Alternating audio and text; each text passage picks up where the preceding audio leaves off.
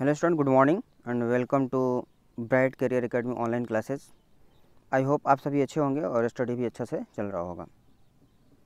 आज की इस वीडियो में हम लोग ज्योग्राफी ऑफ इंडिया का जो है 10th क्लास में जो रिसोर्स डेवलपमेंट जो पढ़ना है उसको हम लोग इसमें कवर करेंगे। इसमें हम लोग रिसोर्सेज के बारे में पढ़ेंगे, टाइप्स ऑफ रिसोर्सेज कितनी तरह के होती है, अलग अलग तरह के, ऑन द बेसिस ऑफ बहुत तरह के बेसिस होते हैं, जिस बेसिस पे इनको क्लासिफिकेशन किया जाता है उसके आधार पे हम लोग जो है रिसोर्सेज के बारे में स्टडी करेंगे। तो ये जो रिसर्च एंड डेवलपमेंट ये जो टॉपिक है, ये जो लेसन है, इसको हम लोग 2 पार्ट में जो है पढ़ेंगे, क्योंकि ये जो लेसन थोड़ा लंबा है और लंबा होने की वजह से वीडियो बहुत लंबा हो जाएगा, इसलिए हम लोग इसे 2 पार्ट में पढ़ेंगे। आज हम इसका पहला पार्ट पढ़ेंगे। ये पूरा का पूरा टॉपिक जो है जितना ही ज़्यादा 10th क्लास को लेकर के ये जितना ज़्यादा ज़रूरी है, शायद उससे कहीं ज़्यादा सभी तरह के कॉम्पिटिटिव एग्ज़ाम्स के लिए भी ये उतना ही ज़रूरी है। तो चलिए स्टार्ट करते हैं हम आज का ये लेसन। Resource development. रिसोर्सेज क्या होता है? रिसोर्सेज वे सारी चीज़ें होती है जो हमारे लाइफ को आसान बना देती है, हमें हमारी विकास में हमारी मदद करती है, वो सारी रिसोर्सेज कहलाती हैं। हर चीज़ जो है हमारी मदद कर रहा है, हमारे लाइफ को इजी बना रहा है, कंफर्टेबल बना रहा है, वो सब के सब रिसोर्सेज हैं।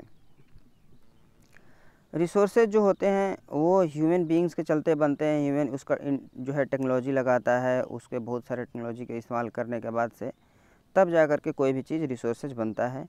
ह्यूमन रिसोर्सेज जो होता है, टेक्नोलॉजी जो है वो ह्यूमन रिसोर्सेज के अंतर्गत आती है। फिजिकल इन्वायरमेंट जो है, जैसे नेचर हुआ, उसके बाद से इंस्टीट्यूशंस हुआ, ये सब मिला करके जो है नेचुरल रिसोर्सेज, ये सब मिला करके रिसोर्सेज बनाते हैं। अब हम लोग इसमें जो है सबसे पहले क्लासिफिकेशन ऑफ रिसोर्सेज को देख लेते हैं कि कितने तरह का होता है। तो पहले तो रिसोर्सेज को हम लोग मेजरली 2 ग्रुप में डिवाइड करते हैं, एक नेचुरल रिसोर्सेज, दूसरा ह्यूमन रिसोर्सेज, या इसको मैन मेड रिसोर्सेज भी कहा जाता है। नेचुरल रिसोर्सेज जो होता है वैसा रिसोर्सेज होता है जो नेचर्स के द्वारा मिलता है, हमें प्रकृति के द्वारा मिलता है, भगवान हमें देते हैं, और जो चीज़ें हमें भगवान देते हैं और जो हमारी मदद करती है, तरह तरह के हमारे विकास में मदद करती है, हमारी लाइफ को आसान बनाती है, वो नेचुरल रिसोर्सेज होती हैं। ये नेचुरल रिसोर्सेज जो है 2 तरह की होती हैं, एक रिन्यूएबल रिसोर्सेज और दूसरा non renewable resources. Renewable resources वैसा रिसोर्सेज होता है जो फिर से नया हो जाता है, फिर से पूरा हो जाता है, ये कभी ख़त्म नहीं होता है। नॉन रिन्यूएबल इसका अपोजिट होता है, ये ख़त्म हो सकता है, मे बी एंड, ठीक है, मे बी ये ख़त्म हो सकता है। उसके बाद से रिन्यूएबल रिसोर्सेज हम बाकी इस सब को बारे में डिटेल आगे वाली स्लाइड में हम लोग पढ़ेंगे। तो सिर्फ हम लोग यहाँ पर इतना देख लेते हैं कि इसका क्लासिफिकेशन कैसे किया गया है। तो 2 तरह के हो गए नेचुरल रिसोर्सेज, 2 तरह के हो गए, रिन्यूएबल एंड नॉन रिन्यूएबल। उसके बाद से रिन्यूएबल जो होता है वो 2 तरह का होता है, कंटिन्यूस फ्लो और दूसरा होता है बायोलॉजिकल। कंटिन्यूस फ्लो में आपका विंड, वाटर, ये सारी चीज़ें आ जाएगी, आई मीन सनलाइट भी आ जाएगा, वो कंटिन्यूस फ्लो में ही आता है। उसके बाद से दूसरा होता है बायोलॉजिकल। बायोलॉजिकल में एक पेड़ पौधे हो गए और दूसरा जीव जंतु, ये सब रिसोर्सेज हैं। अब नॉन रिन्यूएबल रिसोर्सेज भी 2 तरह का होता है, एक रिसाइक्लेबल होता है, दूसरा नॉन रिसाइक्लेबल होता है। रिसाइक्लेबल माने फिर से जिसको इस्तेमाल कर सकते हैं रिसाइकिल करके, और नॉन रिसाइक्लेबल जिसको हम लोग फिर से इस्तेमाल नहीं कर सकते हैं। तो ये 2 तरह के जो है इसमें भी होते हैं। अब ह्यूमन रिसोर्सेज भी होता है, structure and institution and quantity and quality, ये अलग जो है 2 टाइप्स इसके हुए। चलिए तो हम लोग अब शुरू करते हैं। रिसोर्सेज जो होते हैं ऑन द बेसिस ऑफ, अलग अलग तरह के बेसिस पे रिसोर्सेज जो है कई तरह के होते हैं। तो पहला जो क्लासिफिकेशन किया गया है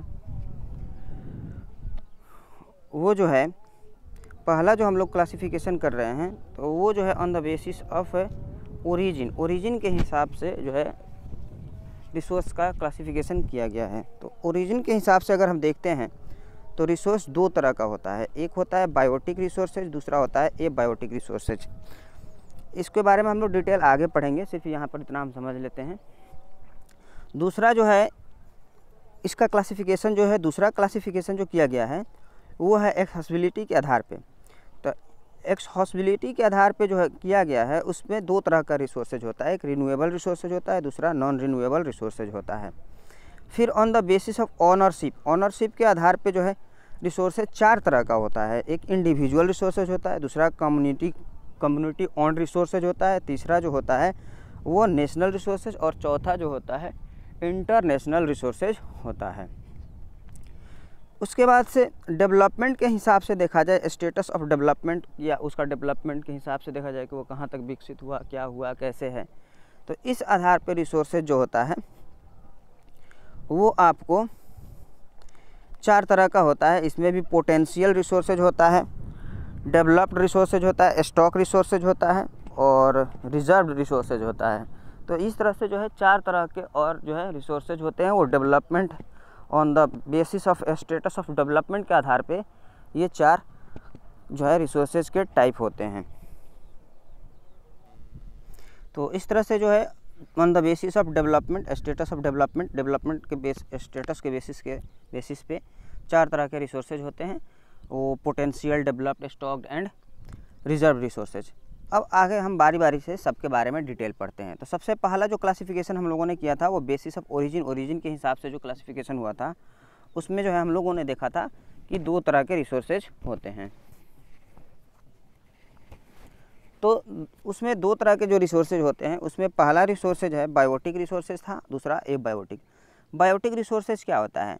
जितनी भी जानदार चीज़ें होती है, जितने भी लाइव चीज़ें होती हैं, जिसमें लाइफ होता है, जितनी भी जीवित चीज़ें होती हैं, सजीव चीज़ें होती हैं, जिंदा चीज़ें होती हैं, उसे हम लोग जो है जो बायोटिक जो है रिसोर्सेज में रखते हैं। यानी वे सभी वस्तुएं जिनमें जान हो और जो हमारी तरह से हमारे लाइफ को ईजी बनाती हो, हमारे डेवलपमेंट में मदद करती हैं, उसे हम लोग जो है बायोटिक रिसोर्सेज कहते हैं। जैसे पेड़ पौधा देख रहे हैं, ये जो बायोटिक रिसोर्सेज के अंतर्गत आते हैं। आज इसके बारे में तो आप ये कितना हमारे लिए उपयोगी है, हमारे लाइफ को कितना ईजी बना रही है, ये आप समझ सकते हैं। आज इस पेंडेमिक की स्थिति में ऑक्सीजन की कीमत आप समझ रहे हैं, और ऑक्सीजन ये फ्री ऑफ कॉस्ट पेड़ पौधे हमको देते हैं। तो ये हमारे लिए कितने इम्पोर्टेंट है ये आपको बताने की ज़रूरत नहीं है।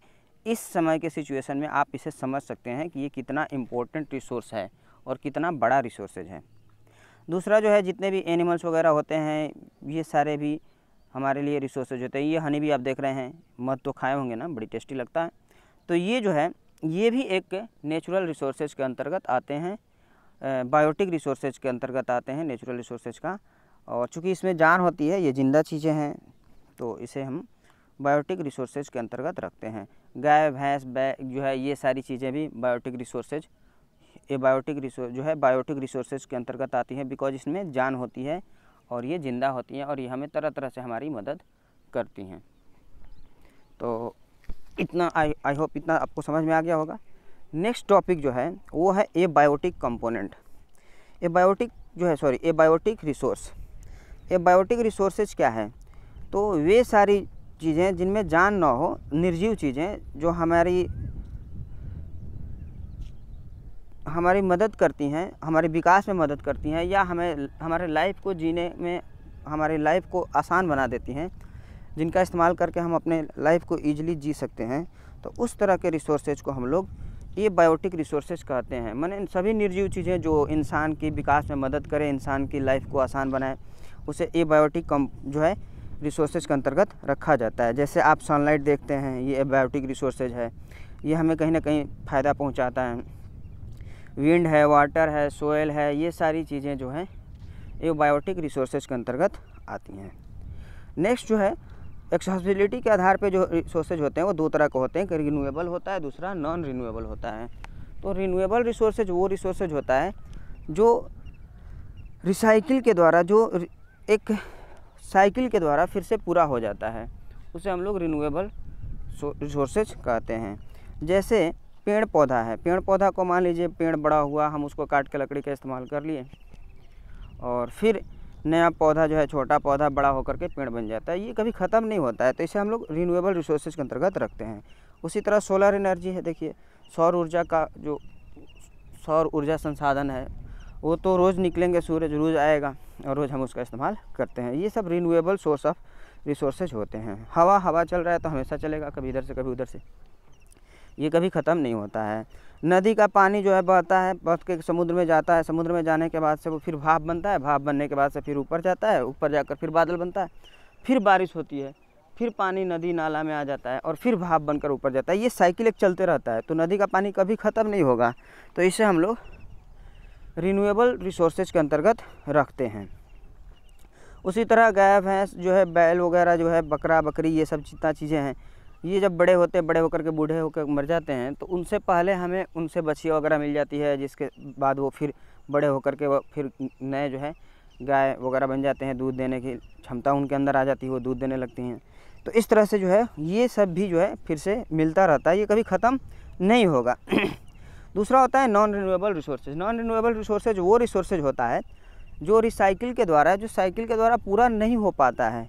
एक बार ख़त्म तो ख़त्म, बिकॉज ये इसलिए ख़त्म हो जाता है क्योंकि ये इनका जो प्रोसेस होता है बनने का, वो बहुत लंबा प्रोसेस होता है, मतलब बहुत लंबा दिन लग जाता है, बहुत समय लग जाता है, एकदम धीरे धीरे स्लो के जो है केमिकल चेंजेस के द्वारा बनते हैं, जैसे कोयला, पेट्रोलियम, इन सब को बनने में बहुत ज़्यादा समय लग जाता है। लेकिन हम लोग निकालते हैं तेज़ी से। जब बनने में ज़्यादा समय लग रहा है और तेज़ी से हम लोग निकाल रहे हैं तो फिर वो कभी ना कभी ख़त्म हो जाएगा। ये तो एग्जांपल, जैसे आप मान लीजिए एक टब है और टब बड़ा सा टब है, उस टब में अगर कोई चम्मच से पानी डाल रहा है और कोई गिलास से पानी निकाल रहा है तो फिर पानी तो ख़त्म हो जाएगा एक दिन। वही बात होती है नॉन रिन्यूएबल रिसोर्सेज में। क्या होता है, ये फिर इतना जल्दी तो बनते नहीं हैं, लेकिन हम लोग उसको निकालते तेज़ी से हैं। कोयला को, पेट्रोलियम को बनने में करोड़ों साल लग जाता है, लेकिन हम लोग निकालते बड़ी तेज़ी से हैं, और इस तरह से ये एक दिन ऐसा आता है जब ये ख़त्म हो जाते हैं। तो इस तरह के रिसोर्सेज को हम लोग नॉन रिन्यूएबल रिसोर्सेज कहते हैं।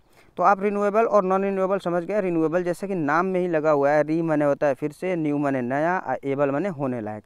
तो रिन्यूएबल रिसोर्सेज इसको बोलते हैं जो फिर से नया हो जाता है, मतलब फिर से वो मिल जाता है, ये कभी ख़त्म नहीं होता है।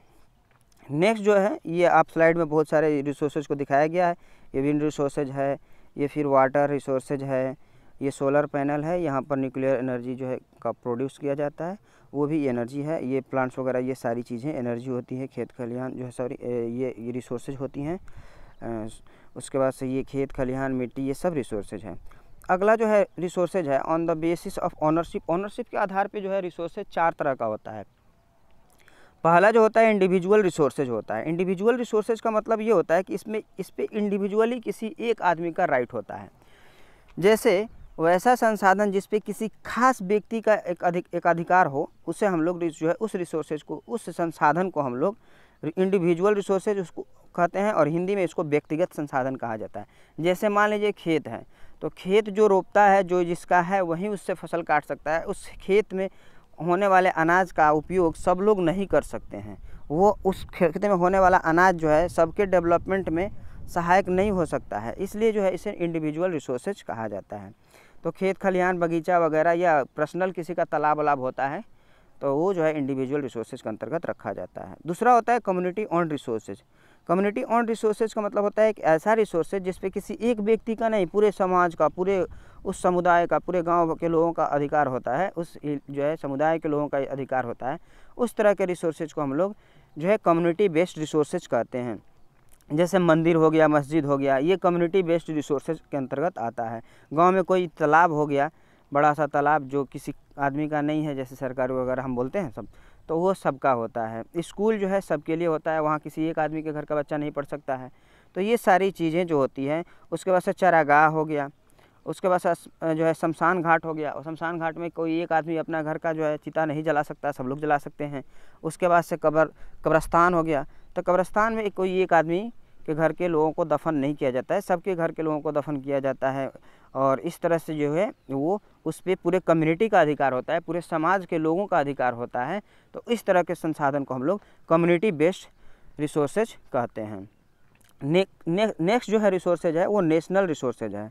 नेशनल रिसोर्सेज क्या होता है, तो एक ऐसा संसाधन जिस पे किसी एक आदमी का अधिकार ना होकर के, एक आदमी का अधिकार, किसी खास आदमी का अधिकार ना होकर पूरे राष्ट्र का अधिकार होता है, उस पर देश की सरकार का अधिकार होता है, उसे जो है राष्ट्रीय संसाधन कहा जाता है। जैसे हम लोग खेती बाड़ी जो भी करते हैं, तो हम लोग मिट्टी पे खेती करने का सिर्फ अधिकार है, लेकिन मिट्टी के अंदर, ज़मीन के अंदर अगर कोई भी चीज़ निकलता है, कोई भी रिसोर्सेज निकल जाता है, सोना, लोहा, कोयला, पेट्रोलियम, तो वो सरकार जो है हमसे वो ज़मीन ले लेती है, बिकॉज वो ज़मीन उसका है। ठीक है, तो वो ये जितने भी मिनरल्स वगैरह मिलते हैं, जितने भी रिसोर्सेज वगैरह मिलते हैं, संसाधन वगैरह मिलते हैं, वो जो सारे संसाधनों पे अधिकार जो होता है सरकार का होता है, उस राष्ट्र का होता है। इससे उसे हम नेशनल रिसोर्सेज कहते हैं। उसके बाद से आप आपको बता देते हैं कि ये जो कोई भी देश होता है उस देश की जो बाउंड्री होती है, कोस्ट लाइन होता है, जैसे ये इंडिया है, इंडिया के कोस्ट लाइन से 22 किलोमीटर तक का दूर का इलाका, यानी किसी भी कंट्री के उसके अपने कोस्ट से 22 किलोमीटर तक के दूर का इलाका जो होता है वह उस देश का राष्ट्रीय संसाधन होता है। अब उसके बाद का जो इलाका होगा वो उसका राष्ट्रीय संसाधन नहीं होता है। अब इंटरनेशनल रिसोर्सेज के बारे में समझ लेते हैं। इंटरनेशनल रिसोर्सेज एक ऐसा रिसोर्सेज होता है जिस पे किसी एक कंट्री का नहीं, पूरे वर्ल्ड के सभी कंट्री का जो है समान अधिकार होता है, समान राइट होता है, ठीक है, इक्वल राइट्स होता है। तो उस तरह के रिसोर्सेज को हम लोग जो है इंटरनेशनल रिसोर्सेज के अंतर्गत रखते हैं। यानी जैसे आपको हम बता रहे थे ये 22 किलोमीटर तक का, तो किसी भी देश के तटीय सीमा से 22 किलोमीटर के बाद वाली जो जगह होता है, 22 किलोमीटर के बाद वाला जो समुद्र का भाग होता है, जो 22 किलोमीटर के बाद वाला समुद्र सागर महासागरों का जो भाग होता है, उस पर किसी एक कंट्री का ना हो करके पूरे सारे कंट्री का अधिकार होता है। तो इस रिसोर्सेज को, इस तरह के रिसोर्सेज को हम लोग इंटरनेशनल रिसोर्सेज कहते हैं। वहाँ पर कोई भी अपना वो युद्धाभ्यास हो या जो भी चीज़ें हो, उसमें आप कोई भी वहाँ पर कोई रिसर्च कर सकता है, कुछ कर सकता है। नेक्स्ट जो है हम लोग जो है on the basis of status of development, status of development के आधार पर रिसोर्सेज जो होते हैं वो 4 तरह के होते हैं: potential resources, developed resources, stock resources और रिजर्व रिसोर्सेज। पोटेंशियल रिसोर्सेज जो होता है एक ऐसा रिसोर्सेज होता है जो हमारे यहाँ होता तो है लेकिन हम लोग उसका इस्तेमाल अभी नहीं कर रहे होते हैं, संभावनाएं होती है उसकी लेकिन हम लोग नहीं कर रहे हैं, उसे हम पोटेंशियल रिसोर्सेज के अंतर्गत रखते हैं। तो जैसे इसको संभावी संसाधन शायद कहा जाता है हिंदी में। तो ये जो है संसाधन, जैसे मान लीजिए हम गुजरात का वेस्ट कोस्ट है, वहाँ पर बहुत हवा हमेशा तेज़ चलती है, तो वहाँ पर हम लोग विंड एनर्जी का इस्तेमाल कर सकते हैं लेकिन नहीं कर सकते हैं। राजस्थान में भी नहीं कर रहे हैं अभी, राजस्थान में भी हम लोग विंड एनर्जी का इस्तेमाल कर सकते हैं और लेकिन आजकल वहाँ पर इसका इस्तेमाल उतना नहीं हो रहा है जितना होना चाहिए। तो ये जो है इस तरह के रिसोर्सेज को पोटेंशियल कहते हैं। डेवलप्ड रिसोर्सेज वो ऐसे रिसोर्सेज होते हैं जिनको मार्किंग कर लिया गया है इनका कि कहाँ पर हैं, कैसे हैं और इसका इस्तेमाल किया जा रहा है। डेवलपमेंट उनकी टेक्नोलॉजी भी है इस्तेमाल करने के लिए और उसको इस्तेमाल में भी लाया जा रहा है। तो इस तरह के रिसोर्सेज को हम लोग डेवलप्ड रिसोर्सेज कहते हैं। तीसरा जो होता है स्टॉक रिसोर्सेज होता है।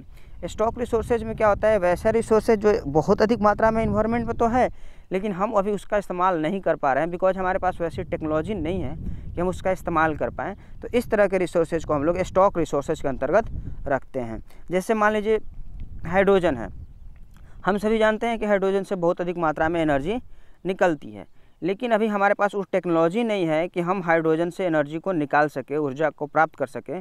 तो इस तरह के रिसोर्सेज को हम लोग जो है स्टॉक रिसोर्सेज कहते हैं। उसके बाद से रिजर्व रिसोर्सेज होता है, यहाँ पर मिसटाइप हो गया है, यहाँ डी होना चाहिए। तो रिजर्व रिसोर्सेज में क्या होता है, रिजर्व रिसोर्सेज में क्या होता है, ऐसे रिसोर्सेज होते हैं जो कहीं पर उपलब्ध तो होते हैं लेकिन हम उनकी टेक्नोलॉजी के आधार पे, हमारे पास टेक्नोलॉजी उतनी नहीं है या फिर हम उसे फ्यूचर के लिए रखे हुए हैं, इस तरह के रिसोर्सेज को हम लोग रिजर्व रिसोर्सेज कहते हैं। जैसे हिमालय के क्षेत्र में, हिमालयी क्षेत्र में बहुत ज़्यादा संसाधन हैं तो उनका इस्तेमाल अभी हम लोग नहीं कर पा रहे हैं टेक्नोलॉजी के चलते। तो हमारी टेक्नोलॉजी थोड़ी बहुत डेवलप होगी तो हम उसको में भी इस्तेमाल कर सकते हैं या फिर बहुत सारे जैसे रिसोर्सेज ऐसे होते हैं जिनको जो है रखा जाता है सॉरी। तो इस तरह के रिसोर्सेज को रिजर्व रिसोर्सेज कहा जाता है। अब आता है resource development, development of resources. तो रिसोर्सेज हम लोगों को देख लिए, आप समझ सकते हैं कि रिसोर्सेज के बिना हमारा लाइफ है ईजी ही नहीं, हम लोग अपने लाइफ के बारे में सोच भी नहीं सकते हैं कि हमारी लाइफ रह पाएगी या हम लोग सर्वाइव कर पाएंगे। तो इस तरह से हम देख रहे हैं कि रिसोर्सेज जो है हमारे लिए काफ़ी इम्पोर्टेंट है और इम्पोर्टेंट होने की वजह से कुछ ऐसे रिसोर्सेज होते हैं जिनका अगर सही से इस्तेमाल ना किया जाए तो वो रिसोर्सेज ख़त्म भी हो जाते हैं। तो इस तरह के जो है इस तरह हम देखते हैं कि रिसोर्सेज को बचाना, उनको डेवलप करना अच्छा से, ये बहुत इम्पोर्टेंट हो जाता है। तो इस तरह से जो है हम लोग उस रिसोर्सेज को क्या किया जाए कि उसका जो है ज़्यादा से ज़्यादा दिनों तक हम उसका इस्तेमाल कर सकें, इसको जो है रिसोर्सेज डेवलपमेंट के अंतर्गत रखा जाता है। अब रिसोर्सेज को कैसे डेवलप, टेक्नोलॉजी को कैसे डेवलप किया जाए, कैसे उसका इस्तेमाल किया जाए, उसी में एक आता है सस्टेनेबल डेवलपमेंट। सस्टेनेबल डेवलपमेंट जो होता है मतलब एक ऐसा डेवलपमेंट जिसमें हम अपनी विकास तो कर रहे हैं, हम डेवलप तो हो रहे हैं लेकिन उसका इम्पैक्ट जो है वो कहीं भी किसी भी चीज़ पे, पर्यावरण पे, इन्वायरमेंट पे या हमारे रिसोर्सेज पे बहुत अधिक मात्रा में उसका इम्पेक्ट नहीं पड़ रहा है, उस तरह के जो है डेवलपमेंट को हम लोग सस्टेनेबल डेवलपमेंट कहते हैं। मतलब एक ऐसा विकास किया जाए जिससे विकास तो हो और साथ साथ पर्यावरण को कोई क्षति न पहुंचे और संसाधन भी अधिक से अधिक दिनों तक बरकरार रहे, उसे जो है सस्टेनेबल डेवलपमेंट कहते हैं। सपोज कीजिए कि आज जनसंख्या बहुत तेज़ी से बढ़ रही है। सपोज क्या करना है, रियलिटी है ये। जनसंख्या बहुत तेज़ी से बढ़ रही है। जितनी तेज़ी से जनसंख्या बढ़ रही है, क्या रिसोर्सेज उतनी तेज़ी से बढ़ रहे हैं? नहीं बढ़ रहे हैं। जगह ज़मीन कोई चीज़ नहीं बढ़ रहा है, सब कुछ स्टेबल है, सब कुछ अस्थाई है, वो लिमिटेड है, लेकिन जनसंख्या काफ़ी तेज़ी से बढ़ रही है। तो अब ज़्यादा जनसंख्या बढ़ेगी, इसका मतलब उनको फूड्स ज़्यादा चाहिए, उनके लिए जो है जितनी भी नीडेड हैं, जितनी भी वस्तुओं की जो आवश्यकता है वो सब ज़्यादा मात्रा में उन्हें चाहिए। अब इन ज़रूरतों को पूरा करने के लिए हमें कहीं ना कहीं इन सारी चीज़ों का प्रोडक्शन बढ़ाना होगा। अगर हम मान लीजिए कि खेत से अनाज का प्रोडक्शन हम अगर बढ़ाते हैं तो उसमें हमको ज़्यादा से ज़्यादा सिंचाई की व्यवस्था करनी पड़ेगी, कीटनाशक ज़्यादा डालने पड़ेंगे, मिट्टी में रासायनिक खाद ज़्यादा डालने पड़ेंगे, तब जा कर के हम कहीं ना ज़्यादा प्रोडक्शन को बढ़ा पाएंगे। तो अगर हम मान लीजिए कि पूरी अपनी बढ़ रही जनसंख्या को सर्वाइव कराने के लिए, बढ़ रही जनसंख्या को ज़िंदा रखने के लिए हम इन सारी चीज़ों को अगर कर रहे हैं, खेत में बहुत ज़्यादा मात्रा में रासायनिक खाद का इस्तेमाल कर रहे हैं, उसके बाद से हम ज़्यादा से ज़्यादा सिंचाई की व्यवस्था कर रहे हैं, तो कहीं ना कहीं इसका इम्पेक्ट इन्वायरमेंट पे पड़ेगा। अगर खेत की सिंचाई की व्यवस्था हम हाईटेक कर दें, बहुत ज़्यादा कर दें, तो हम कहीं ना कहीं पानी को निकाल रहे हैं, अंडरग्राउंड वाटर लेयर को,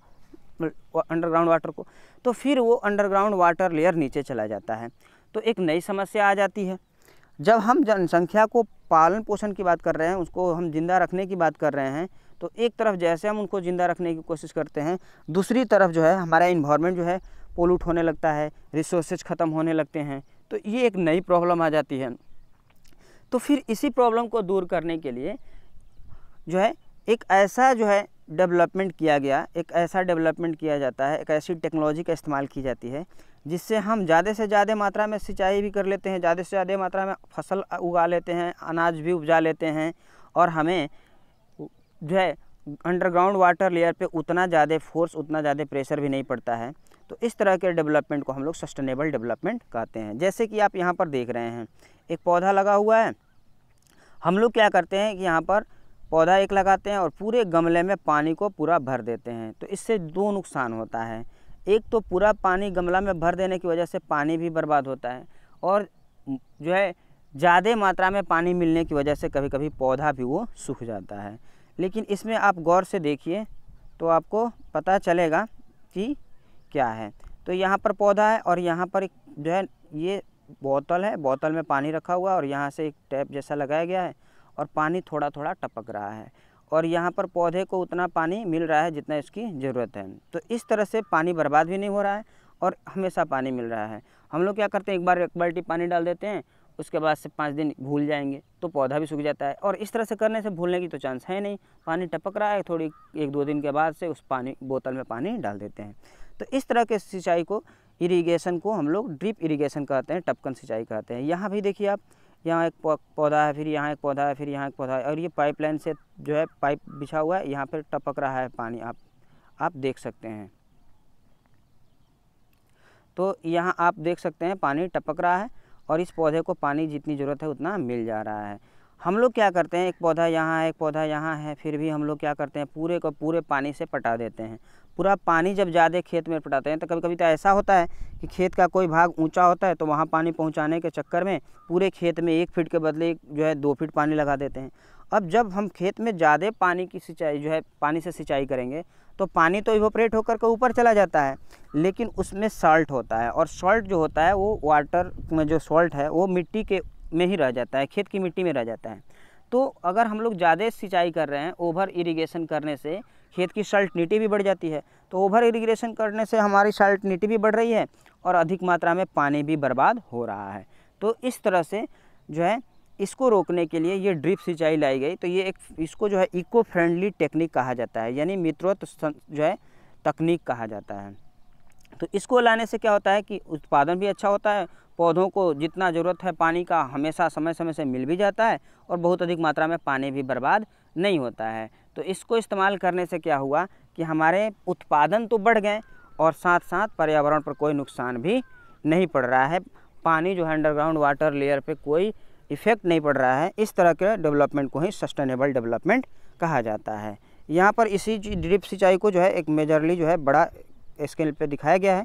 देखिए कैसे जहाँ जहाँ पौधे हैं वहाँ वहाँ पानी टपक रहा है और टपकने के बाद से वहाँ की मिट्टी नम दिख रही है, हल्का जो है डार्कनेस दिखाई दे रहा होगा।